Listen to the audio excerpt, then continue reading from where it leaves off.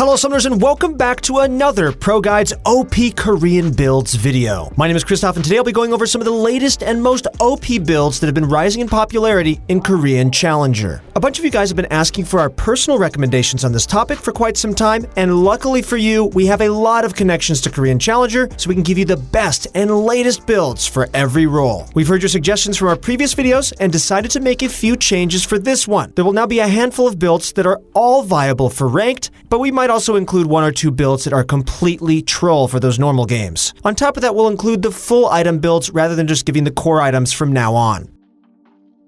Also guys, make sure to check out ProGuides.com if you want to see massive improvements to your rank. We have a new on-demand coaching feature where you can have a pro player examine your games and help you become the best player you can be. Check the link in the description below. And just before we begin guys, I want to mention that we have new channels for Smash Bros, Overwatch, and CSGO. If you guys are interested in getting better at any of those games, then click subscribe using the links below to get daily tips and tricks from us here at ProGuides. Thank you guys so much for the support. Now without further ado, let's jump right into the video. Starting with the top lane, we have 3 builds for you that are all great for ranked games, and the first one is for Pyke. Pyke top has been rising in popularity ever since MSI and is considered one of the strongest champions in patch 9.12. There are a ton of options when it comes to runes, but most players like to go the standard Aftershock or Electrocute route. Aftershock plus Demolish plus Bone Plating plus Overgrowth plus Presence of Mind, Legend Tenacity, and double Adaptive Force plus HP. These 2 builds are the most common for Pyke, but there's even a new build in Korea that's been rising in popularity. The best top laners in Korea, such as SKT Khan, have been trying out a new build which involves taking Unsealed Spellbook for more versatility. This build is definitely situational, but seeing so many pro players use this in solo queue means that it has the potential to become the new standard. They take Unsealed Spellbook, Perfect Timing,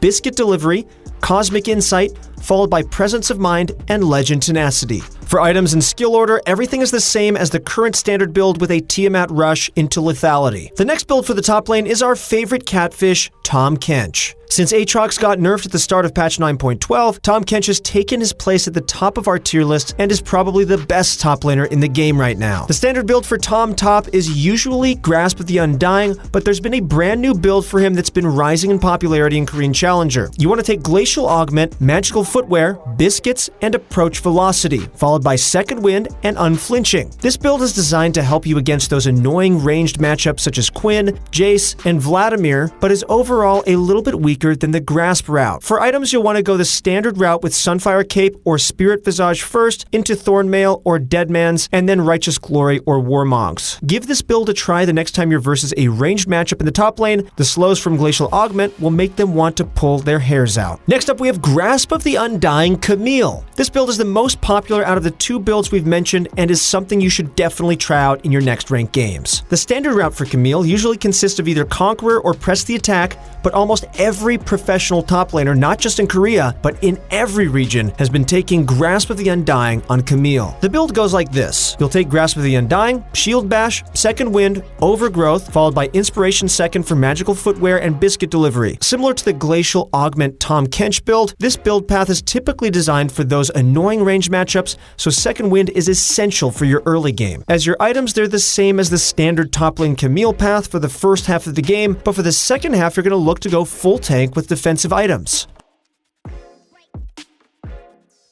Alright, now let's move on to the jungle where we have 2 brand new builds for you guys. The first build is surprisingly OP and the second one is a little bit troll. Zac recently received a pretty heavy buff on his AP ratios, and a few Korean junglers have noticed how much burst potential this champion has now. With the extra damage from his new, old ultimate, Zac can just one-shot squishy members on the enemy team and single-handedly win a team fight. With the increased burst from his new kit, combined with the price reduction on Runic Echoes, full AP Zac has been making a comeback, and Korean Challenger junglers are absolutely loving it. For runes, it's pretty standard. You'll want Aftershock with Font of Life, Bone Plating, Revitalize, followed by Inspiration Second for Cosmic Insight and Magical Footwear. For items, however, Runic Echoes followed by Rylai's Crystal Scepter and Zanya's Hourglass is the best route. You don't want to miss out on this, so try it out in your next few games and let us know how that goes down below. Unlike all the other builds we've mentioned so far in this video, the next build is pretty troll, so you might want to use this in your next normal game. Rumble is back in the jungle with a brand new Korean build. It goes something like this: Dark Harvest with Cheap Shot, Zombie Ward, Ravenous Hunter, followed by Absolute Focus and Celerity is the build path, and for items you'll want Runic Echoes followed by Morello into Liandry's, and then a Void Staff. Only a few Korean junglers have been trying this out, and it's safe to say that they're just doing it for fun. Our analysts here at ProGuides have tried out Rumble in the jungle to see what all the hype was about, and let's just say it didn't go so well. Alright, moving on to the mid lane. Camille mid is tearing up Korean solo queue right now, and it's becoming a legitimate threat in the mid lane. If you watched our previous video on unique builds for patch 9.11, you'll remember our analysts saying that Camille mid was rising in popularity during that time. But as of patch 9.12, every professional mid laner around the world is spamming Camille mid, and it's bringing in great results. She has pretty much zero bad matchups in the mid lane, and her build path is so versatile to the point where she can beat every mid laner in the meta. For runes, there are 7 build paths that all work, and we'll give you an extremely brief rundown of each archetype. Alright, let's start with the first one. Press the attack with an E max. You'll use this against most of the mid laners you face. Second, Conqueror with an E max. You'll take this against laners who excel in long, drawn-out fights, such as Sylas. Third one, Fleet of Footwork with a Q max.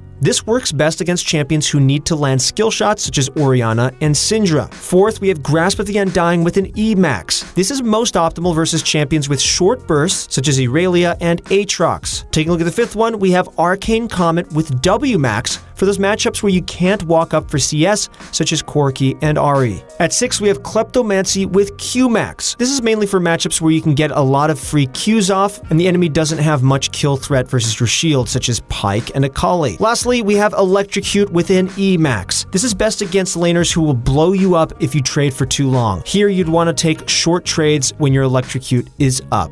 Next up, we have an OP build for Sylas that's been seeing more play in Korea. Due to changes made in patch 9.12, Sylas has had a lot of power removed from him, which has led to Korean challenger players innovating a new build. Since a lot of Sylas's wave clear was nerfed, the Koreans have started to build Luden's Echo first, followed by a Hextech Gunblade second. The Luden's Echo provides that extra AoE damage, which lets you get lane priority, and the Gunblade helps you survive those long fights since your E-shield is pretty much irrelevant now. The runes are the same as before. You can either go the Conqueror route, Aftershock route, Electrocute route, or Comet route, and they all work pretty similarly. This time we're going to be doing something a little bit different and combine the AD carry section with the support section. There weren't a lot of changes made to these roles in patch 9.12, but we've got one insane combo for you guys to try in the bottom lane. Also, guys, make sure to check out our brand new video on the top 5 best supports to play in low elo if you want to hit platinum or above.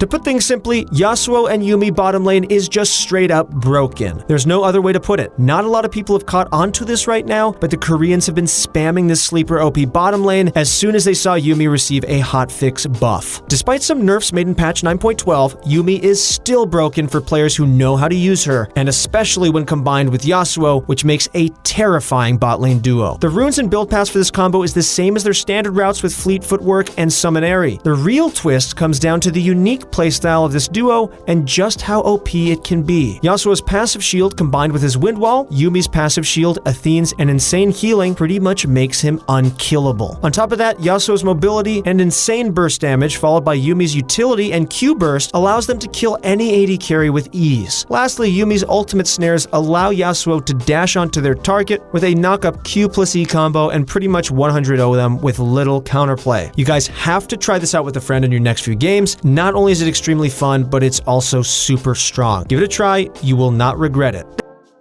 That's it for our new OP Korean builds video. We'd love to hear your suggestions on how to make these videos better. If you have something to add, then just please leave them down below. If you enjoyed watching this video, then please leave a like or subscribe to our channel for more content like this in the future. Also, if you want to see serious improvements to your rank this season, then please check out ProGuides.com, where we have videos with your favorite pro players such as Nightblue, Bunny Fufu, and Mike Young. Also, we're going to start uploading a lot more content within the next coming weeks, so make sure to smash that sub button so you guys can get notified for every upload. That's it for now. Thank you guys so much for watching. Good luck in your next few games, and we'll see you on the Rift.